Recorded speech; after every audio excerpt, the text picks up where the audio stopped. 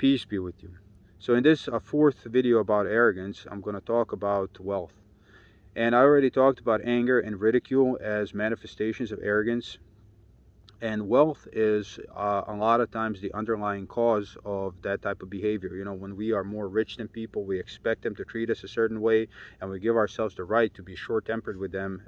We think that our money increases our standing, and that is it's subconscious. But that is why we disparage other people, why we ridicule them, why we're short-tempered with them. So money is a big problem when we're dealing with arrogance, because those who have been given a lot are a lot more susceptible to this disease we call arrogance. And we have to remember that God tells us why we were given wealth. It's only to test us. In the third chapter of the Quran, verse 165, we're told, "And he it is who has made you successors in the land and raised some of you above others by grades," right? So some got more wealth, some got less, "that he might try you, but by what he has given you. Surely your Lord is quick to requite, and surely he is most forgiving, the merciful." So those people who have been given more wealth, they are being tried by it.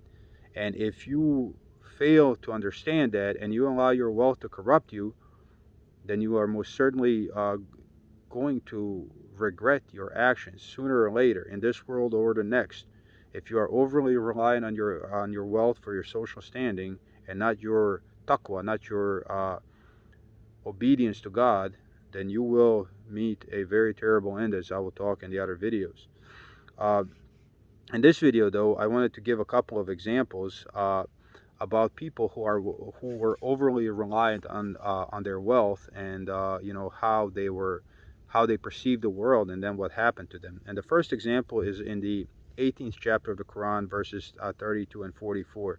And I was going to read these verses, but I'm not going to for the sake of brevity, because it will be a longer video. But basically, the first verse, it says, "And tell them the parable of two men. For one of them we made two gardens of grapevines, and we surrounded them both with palms, and in the midst of them we made cornfields. Both of these gardens yielded their fruits, and they did not fail any of thereof, and we caused a river to gush forth in their midst." So this one man is given a ton of wealth, and he thinks basically that he is better than everyone. And so the next verse says, "And he possessed so much wealth that he said to his companion while he argued with him, I have greater wealth than you, and I am mightier in followers." So this man had a better social standing, and he was richer than the person he was arguing with, and that is what he was relying on. And then it goes on and talks about it, and basically says that his wealth was destroyed, and then he was in despair. He began to wring his hands for what he had spent on it, while it lay fallen down upon his root, and he says, would that I had not associated anything with my Lord." And he had no one to help him beside God, nor could he defend himself. Here is protection only God's, the true one. He is the best in reward and best in requiting. So the lesson there is, you cannot think that your wealth makes you better than somebody else. Period. End of story. And the last person I wanted to mention in this regard is Qarun, which is one of the people of Moses, and his story is in the 28th chapter of the Quran, verses 76 to 83.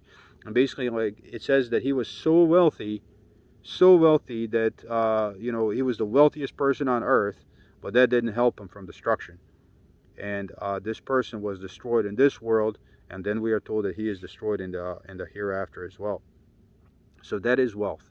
That is the danger of being rich. There is a true danger to being very wealthy, because it skews your perception of the world, it skews how you interact with people, and that will make you much more predisposed to arrogance. And so I honestly have no desire to be rich. I like having enough to you know, take care of my family and go on vacation sometimes and not worry about money. But I have no desire to be a millionaire, a billionaire, because I know that that is a poison to anyone. That will skew anyone's perception of the world and make them arrogant. And I will, you know, in the next videos, I'm going to show you why it is important not to be arrogant. So, peace be with you.